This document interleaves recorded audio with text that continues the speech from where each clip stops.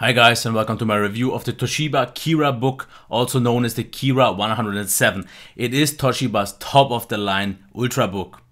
But with $1,700 it is definitely not the most affordable one.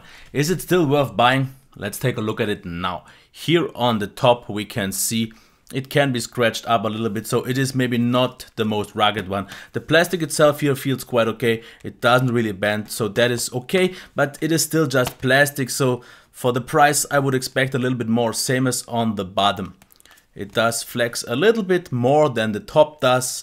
The rest though is quite fine. We have the fan and the outtake, 4 nice rubber feet that protect it from sliding, and the stereo speakers, so that is actually done quite good. In terms of ports, we have the port for the charging, full-size HDMI, 2 USB 3.0, one with always on. On the front we have a cutout to open the device, and on the right hand side we have a full-size SD card slot, combined headphone jack, USB 3.0 once again. So let's open it up and see what we've got here. It can be opened with one hand, but with a little bit of effort, but that is absolutely fine. In terms of the keyboard, it is a really great keyboard. It is not the very best, but for a consumer laptop it is pretty much the best you can get. It has nicely dampened buttons. It feels very soft. The key travel is good enough, but due to the nicely dampened and quiet typing, as you can see here, it is a really good one as well. Also the layout is quite good. We have 2 levels of backlight, and we this time, compared to the Z32 I reviewed just recently, have dedicated media buttons, so you won't need the FN button all the time. That has been done good because you have brightness, you have volume, you have also the media button, so this has been done nice. Also the nice design keys, you can type with it really well. As for the trackpad, the only minor thing I would have to complain, maybe 2 things, is a little bit too much friction, but otherwise it is very precise, and 2-finger gestures work very well, but that's also the one smaller gripe I have, because we don't have the nice software we had on the Z32 that allows us to have 3-finger and 4-finger multi-gestures. The software just isn't there. Also, the scrolling needs a little bit too much fling for my experience. But in terms of ports, in terms of in design, in terms of keyboard, everything has been done really well. Let's check the display now. So we have a 2560 by 1440 display, 13.3 inches, so the resolution is definitely very sharp, but we also have, and that is maybe, if we try to see it visible here, we have this crystallized pattern. I think it is obvious, and due to this crystallized pattern I think some of the sharpness gets lost, at least in my opinion. Otherwise the maximum brightness, we do have it now, is quite good, but I've definitely seen brighter displays, but nothing I could really complain about. The white itself, and that is one thing I wanted to show off real quick, we have this nice software available here called ChromaTune that allows us to have different modes. We have Technicolor, we have cold, we have warm, so you can adjust it to your liking. I prefer full. It is slightly colder, but it is definitely nice because that is what I prefer. So the white can be sorted out as you want it to. The blacks are quite deep, but not super deep. And as you can see here, the contrast isn't the really best one. A few things, not that they lose details, but they look just a little bit more flat. This is also especially noticeable on videos. The colors, they are definitely nicely saturated, pop a little bit, but also are quite accurate, so definitely nothing done bad here. The only thing that has to be shown off here are the viewing angles, and actually on the video itself they don't look as bad as they do in reality, because in reality I think the sweet spot, both vertical and horizontally, just isn't really up to my standards what I would like to see, but it is okay. Sharpness though as well, we have 1440p, but due to the crystallized pattern I think it is not seeming as sharp as it should.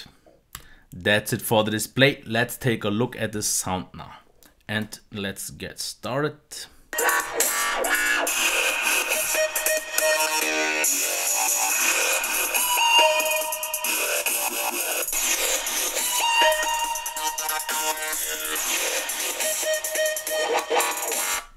About the sound, front bottom facing. So definitely without a hard surface you will lose a lot of highs and sound will sound a lot of muffled, especially for me who likes to use his laptops in the bed or on the couch. This is a little bit of a burden also on the lap, but otherwise the maximum volume is good, not great, though it was in most cases enough. Of course, this always depends on the video or the sound quality you actually have, and that is also one thing, because if you tend to listen to a lot of YouTube like live hangouts that just don't have the best sound, you will get also quite a lot of distortion.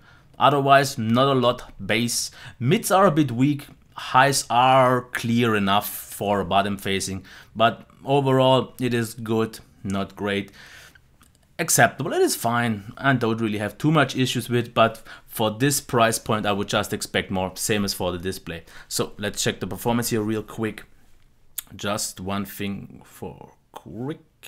If we go here, the SSD performance is absolutely great. As you can see, 420 reads and 470 writes, and with a boot time of less than 5 seconds, it is absolutely great. So that is good. As for the browsing performance, as you can see here in Internet Explorer, super smooth with the trackpad, with the touchpad, everything done absolutely nice. Same also goes for Chrome, which usually isn't actually that smooth. This is one of the smoother experiences I've seen with Chrome.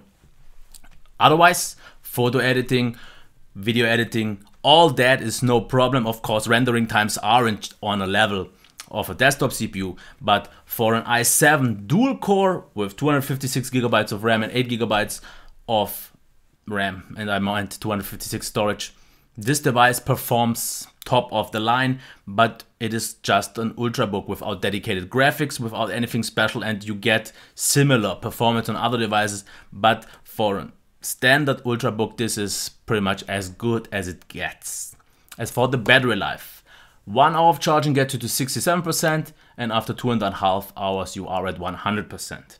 As for the battery life, I got outcomes from slightly over 5 hours to slightly over 6 hours. So expect anything between that. I would see 5.5 to close to 6 as the average. That was with a brightness of 60% with normal to light tasks. So nothing really special, video watching, browsing, chatting, all that stuff. As for the heat, it doesn't get really that warm, but it is also not the last one. You have to remember one thing, don't block this here. Because if you block this, you could get a little bit of trouble, because then the fans will spin louder. And that is also one thing that brings me to the noise level. But I'm not starting with the fans, but another thing.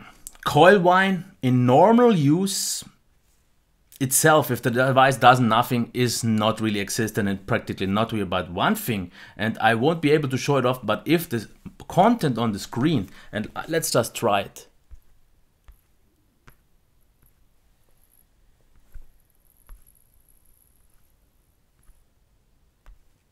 I think it was audible, and I hope my mic picked it up. As long as the content on the screen is moving, you have coil whine for some reason.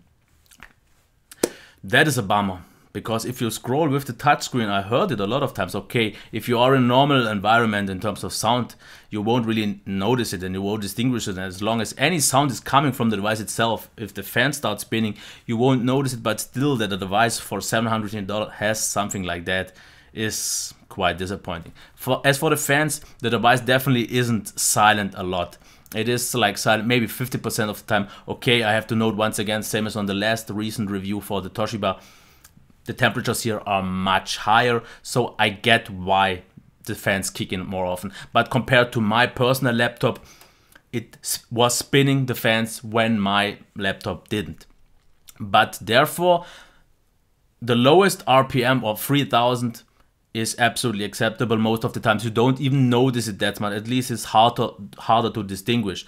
Once they kick in full at about 6000 RPMs, it is audible. But one thing, if you lift it up, you will hear this like a jet engine. But the moment you put it on a desk, it gets blocked quite nice, so you don't hear the fan definitely close to as loud as it is. And the sound is quite subtle, but it is loud.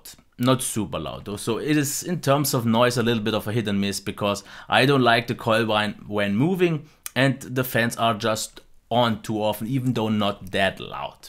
And in terms of software, there's nothing to mention outside of the Chroma Tune, and maybe a little bit too much apps installed from Toshiba's side, but the rest is 8.1 as it is, as we know it, as we like it. So let's get to the recap then.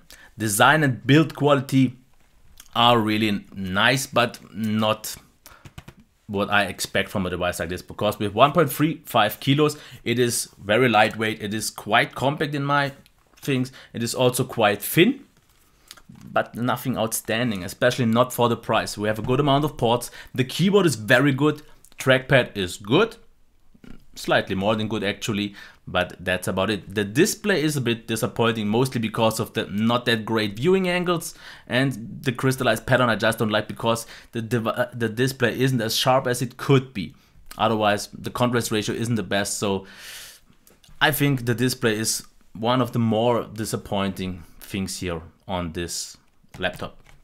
As for the audio, that one was acceptable, quite good, slightly above average, but also, once again, not what I would expect from such a high premium priced device.